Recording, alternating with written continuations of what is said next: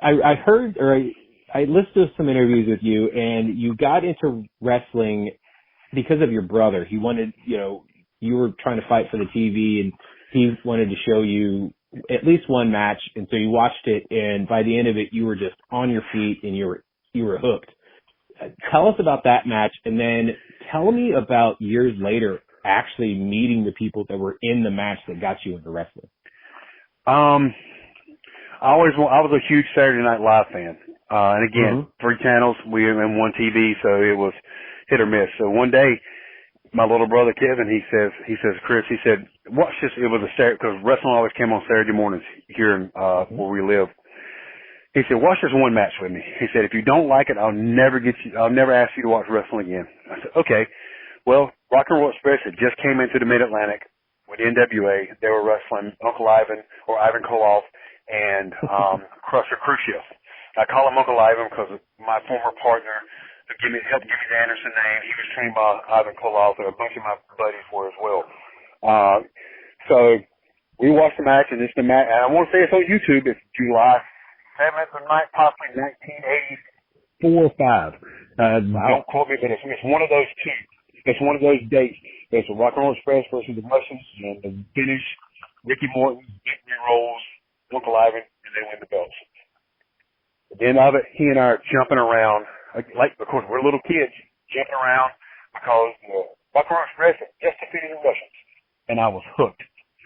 Never thought about being a wrestler. Then a buddy of mine was doing it. There were a couple of high school kids, and the guy was doing it, helping train across the street from one of the kids that had his own ring and everything. So that's kind of how I got into it. Years later, which was probably 5 years ago, 6 years ago, I'm at a show down the road, a town called Clayton, about 20 minutes from here, and I'm sitting in the locker room, and I'm sitting with Ricky Morton and Robert Dixon to my left, and Barry Darsow to my right. Whoa. 3 of the 4 men, Uncle Ivan had passed away, but 3 of the 4 men that got me into professional wrestling, I was sitting in the locker room with. Ricky Morton was the first name I worked. I've known Ricky and Robert almost since my first few months in wrestling. And, they're both close friends of mine. Ricky's even a little bit closer because I see him and some more. I see his son Kerry as well, who I think the world of. And Ricky Morton gave me my first lesson of being a worker and not a wrestler.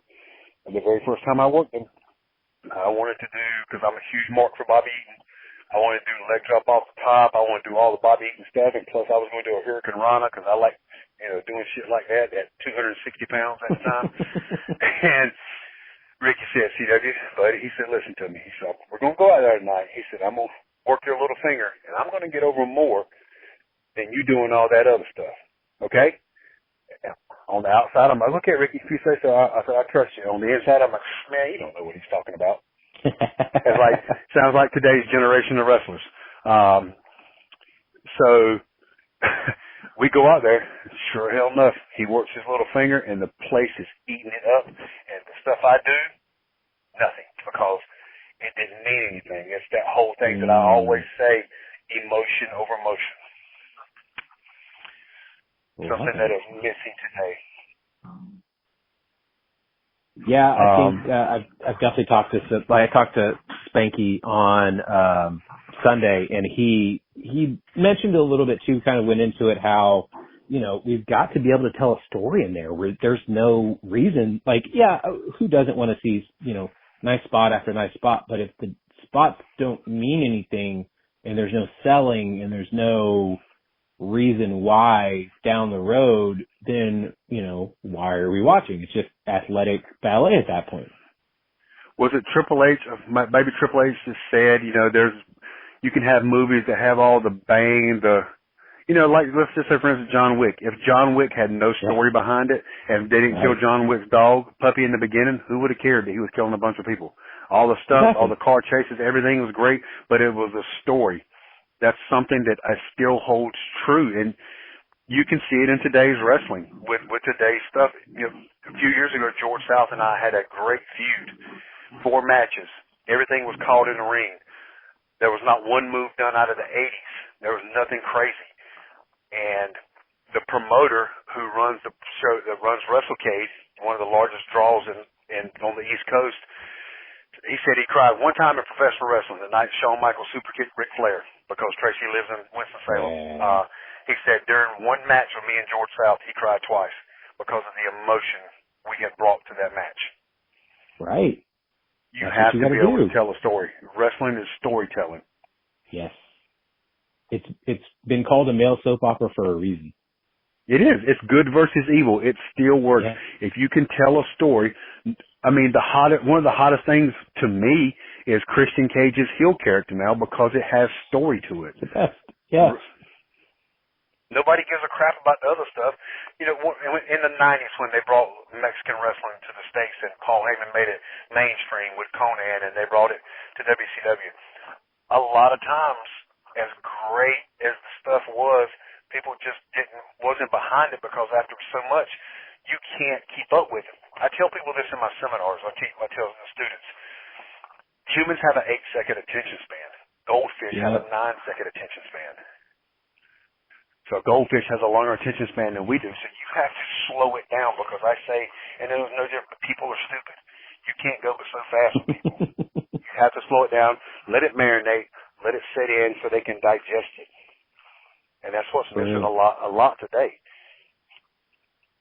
Now, I meant to ask Spanky when I talked to him the other day, but we went off on tangents about other things, and I forgot.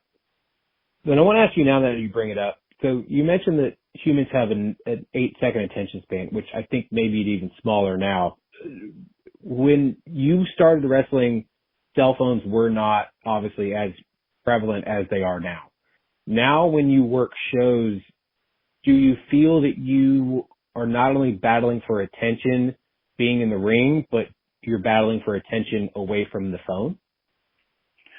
I don't think I've ever thought about that because I know, and there's some out there that are on their phone. There's kids out there that are going to be on their phone. And it doesn't matter what you do. Some are gonna stream while they're there. They're gonna record it. That's just the thing. But my interest is in the ones that actually are there for the wrestling part of it. The ones that I can draw. Because when I walk through the curtain with my fiance, I'm talking. But I really can't be a heel much nowadays because here in the Carolinas where I've grown up and in the ECW stuff that I'm always getting cheered. So I'm always interacting with the fans because I'm making eye contact with them. I'm bringing them into the match because I don't want them on their phone. I'm always doing something to keep their interest. And whoever I'm wrestling with, whether whoever they are, they're doing the same thing, or I'm telling them to do the same thing. Because you're going to have the few that are going to be on their phone. And I have seen guys send me their matches to where you try to critique it, and they did not care so much about the fans, you can actually see the fans on their phones. That's the point. And now that you brought that up, I will make more of an effort to keep that from happening. That'll be one of those things that I work on in the ring. Because I'm still trying to learn. 30 years in this business, I still learn. And that's just life. Yeah, but you have before I get off on that tangent, Spanky love Spanky to death. I met him early in Japan. Think the world of Spanky. Has some great matches with him over there. Love him and love the success he has. In life, we're all trying to learn. You have a generation now, and it's been prevalent because it's on social media, where the ones that say they don't ask the guys anything because they don't need critiquing. They don't think they need to get better. They don't think they need critiquing, which is complete crap. You always need to learn to get better because somebody can see something that you can't. And if you think you're that good, get the hell out of the business because you've perfected it. There's no need in getting any better. Exactly. It's a generation that just, I think it's been coddled too much, listen to the fans too much, because I always say if you keep listening to the fans, sooner or later you'll be out there with them. You need to listen to the ones that brought you to the dance, the ones that paved the road for you. It is a generation of guys that were born on third base thinking they hit a triple. I love that. I love that reference. It's so good. I heard Max Kellerman say that. I love Max Kellerman. Oh. He said that. He said that one time, and it stuck with me. And you can't argue the fact that the people care about storyline. That that's why they're here. That's the one they care the most about. That Bloodline storyline that ran about WWE for years. God, people were invested in that because it made sense and it told a story. People believed it. And you always learn. You always got to get better. I mean, George South says the same thing. George's been doing it 40-something years and he still learns. I mean, you're always we've been talking about it, but that's just what life is. Like, if you're not learning in life, you're dying because you continuously have to grow. You have to get better no matter what your craft is. Even if you're a plumber, which there's nothing wrong with plumbers because we all have to use indoor toilets. We all need water. We all need what the plumbers help us, not even think about during the day. But if you are even 5 to 10 years in being a plumber, there's a guy or girl that's been in there for 30, 40 years that could tell you stories about stuff that you wouldn't even thought about or that you haven't even seen yet. Last year, not this past August, but the one before, I was in a 6-man with Brock Anderson, the guy I was tagging with, Preston Quinn, and Arn Anderson. Arn Anderson was in our corner. It was against 2 guys, TSF or something. I cannot remember their initials, but they were trained by QT Marshall. Good, very good tag team. And John Schuyler was the other one. So we're going over the match, working it, and we wanted a certain kind of finish, and it was a certain thing that we wanted Arn involved in. And we were putting it together. Arn came up and said, Arn, we got this. What do you think? Please give us some feedback. Change anything you think, whatever. We just want your opinion. And the spot we had for Arn, or wanted him to do, he tweaked one little thing.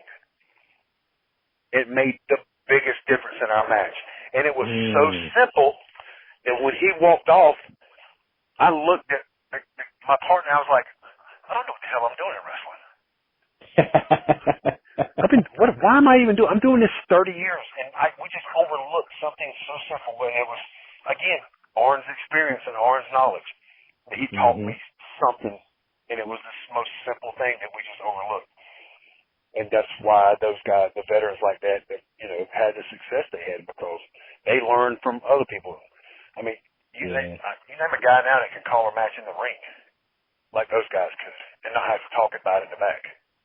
Yeah, I've seen it. I've heard it. I've, even as a fan, kind of peeked over where the curtain was and I saw almost everybody kind of working over their matches on mats. And I'm like, why are we not just calling it in the ring? Because you think that you know what they want. You think that you know what is going to work and is not going to work. But like you said with the Ricky Morton story earlier, he's been working crowds for over 50 years, all around the country, all around the world.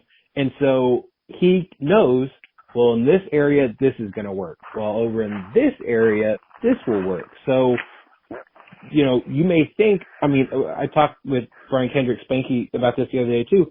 It's like stand-up comedians. They have to know whenever they get out to work a crowd that, all right, you're going to feel them out for a second or pay attention to what else has been going on the card or on the bill. So if you're seeing that the opening guys or girls are doing stuff that you were thinking about doing and it's not working, well, you've got to change everything you're doing because it's not working. So now you got to do this. And so you can't just think, okay, I already know what they want. I'm going to go out there and do this. And then you have a drizzling shit of a match because no one's paying attention, no one's invested, and no one is, getting into it. Going back to the thing with me and George South, it's whoever's listening to this and take the time. It's on YouTube. It's AML Wrestling, and the title is The Second Greatest Story Ever Told. That's the title of it. It's 4 matches with me and George South, promos included, and the finish of it is I Quit. That entire series, and this is when I was going through the really difficult part in my life, so I brought the real life stuff into my